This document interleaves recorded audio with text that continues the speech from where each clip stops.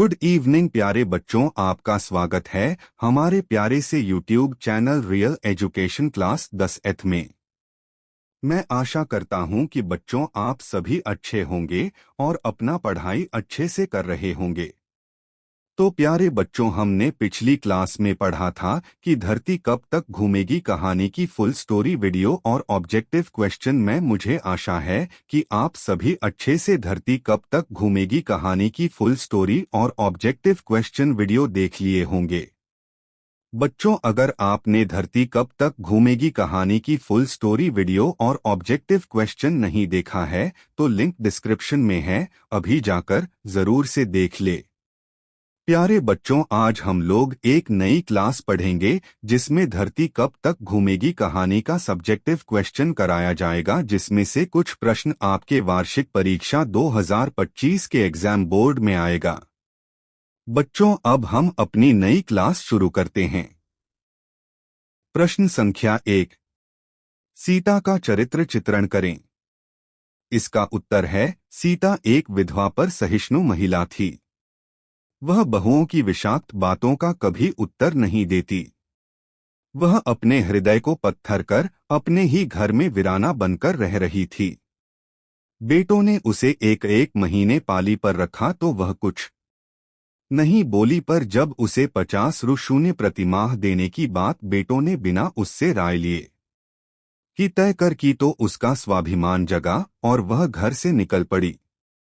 इस प्रकार सीता सुख दुख में समरस रहने वाली, शांत प्रकृति की स्वाभिमानिनी और दृढ़ निश्चय प्रकृति की महिला है। प्रश्न संख्या 2, धरती कब तक घूमेगी कहानी के शीर्षक की सार्थकता सिद्ध करें। इसका उत्तर है, इस कहानी का शीर्षक धरती कब तक घूमेगी घटना प्रधान है।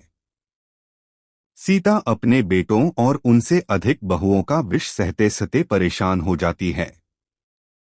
उसे अपना पूर्व का जीवन स्मरण हो आता है। उसने आकाश की ओर दृष्टि उठाकर देखी और फिर पृथ्वी की ओर देखकर महसूस किया कि पृथ्वी और आकाश के बीच घुटन भरी हुई है। 2 रोटियां ही सब कुछ नहीं, इनके अलावे भी तो कुछ है, और वही अलावा वाली इच्छाएं ही तो दुख भोगने को बाध्य करती हैं। सीता को आशा है कि धरती घूमेगी, पर कब तक घूमेगी? अतः यह शीर्षक सार्थक है। प्रश्न संख्या 3, इस समय उसकी आंखों के आगे न तो अंधेरा था और न ही उसे धरती और आकाश के बीच घुटन हुई। सप्रसंग व्याख्या करें। इसका उत्तर है, प्रस्तुत पंक्तियां सिद्धहस्त कथाकार सावर दय्या की लेखनी से स्यूत धरती कब तक घूमेगी कहानी से उद्धत हैं। बेटे और बहुओं के विषाक्त वातावरण में रहते सीता प्रायः अर्धविक्षुब्ध हो चुकी थी। उसे धरती और आकाश संकुचित दीख पड़ रहे थे, क्योंकि मन का भाव ही मनुष्य बाह्य प्रकृति में देखता है।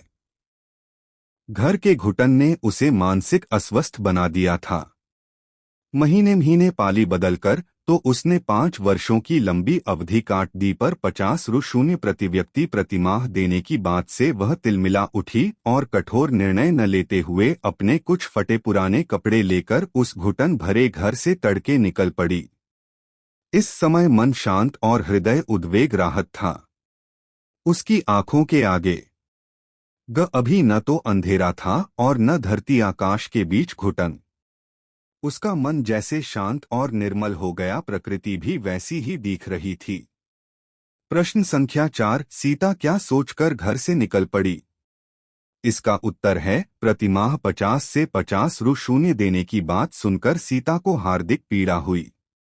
उसने सोचा कि जब मुझे मजदूरी ही करनी है तो कहीं भी कर लूंगी और रोटी खा लूंगी। यही सोचकर वह घुटन में घर से निकल पड़ी। प्रश्न संख्या 5, सीता अपनी स्थिति को किससे तुलना करती है। इसका उत्तर है, बच्चों का खेल माई माई रोटी दे। भिखारिन आती है और कहती है, माई माई रोटी दे। अंदर से उत्तर मिलता है, यह घर छोड़ दूसरे घर जा। सीता भी अपने को उस भिखारिन जैसी मानती है। इसे भी महीना पूरे होते ही वही आदेश सुनाई देता है। प्रश्न संख्या 6, सीता अपने ही घर में क्यों घुटन महसूस करती है। इसका उत्तर है सीता विधवा होने के बाद बेटे और बहुओं से उपेक्षित हो गई है।